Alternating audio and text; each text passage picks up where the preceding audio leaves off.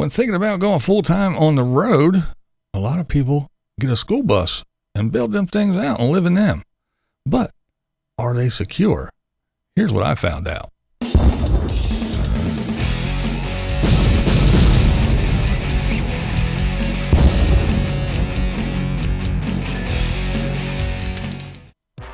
All right, what's up, BlindViews? How's everybody doing today? That's right, skoolies.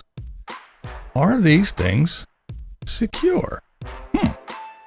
Well, now there are many vehicle options to choose from when considering a build or for full or part-time travel. Aside from the traditional RVs, you have vans, box trucks, and even utility trailers that you can be built out. Now, I want to talk about skoolies.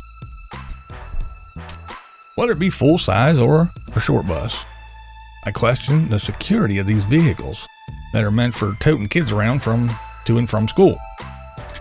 Now, they're built for tough driving conditions, to stop and go and short hauls and extreme heat and snow and ice and cold and everything, which is all things that are hard on vehicles, engines, and all that good stuff.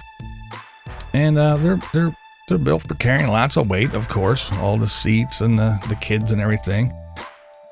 But they're not really built for comfort or keeping people out. So I had questions. So what do you do when you have questions? I've asked several skoolies about the security of the entry doors. You may have even seen me ask a few and hear the answers. I've asked a few that I would not have had the opportunity to ask were it not for Badge and Van Vita Travels. Van Vita Travels had a few skoolie people on her channel, and I got to ask the same question to a couple of them. Now, every answer about the door security is the same, for lack of a better term, religious-like answer. Ask a Christian why God watched the Holocaust or lets innocent children die, and you get that standard, he works in mysterious ways, or we all have our cross to bear. Well, the skoolies say, if they want to break in, they're going to get in. In other words, like the Christians, we know it's a good question and a weak spot, but we'll never, ever admit it. No, dear, that's wrong. Let's just examine that logic. If someone wants to steal your car, they're going to do it. So the skoolie logic is to let the door unlocked and let the keys in ignition. Hey, if they want it, they're going to get it, right? Why not make it as easy as possible? The skoolies say there are windows all the way around. There are emergency exits, and some even have a ditch hatch, escape hatch on the top. So, there's all kinds of ways to get into these things. So if they want to get in, they're going to get in, and I'm not worried about that little door.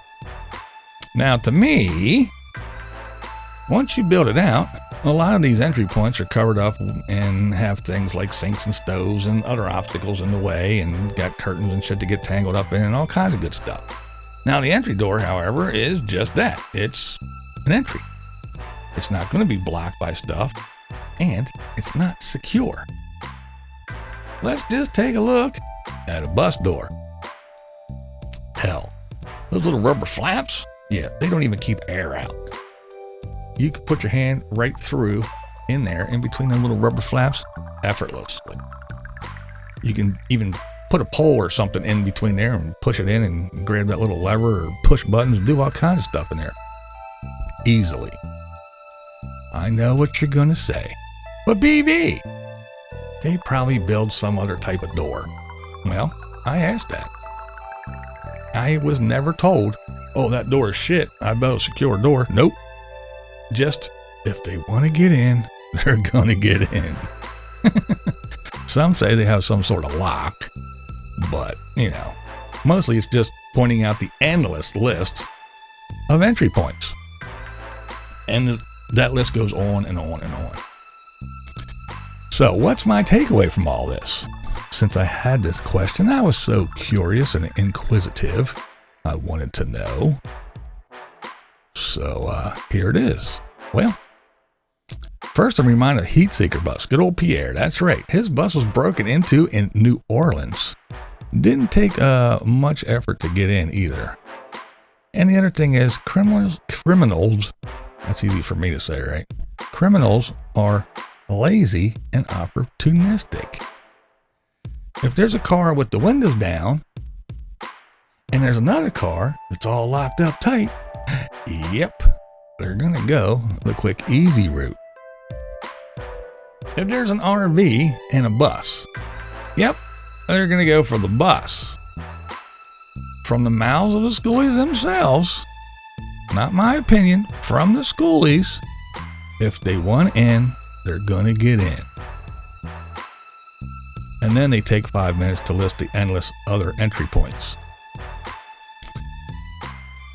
So basically, it's what they live in. So of course it's the best. And, it's if they lived in a van, I'm sure a van would be the best. Same with an RV. If it was a Class C, Class A, or whatever they live in, whatever most people are doing, it's the best. So since they live in the skoolie, it's the best.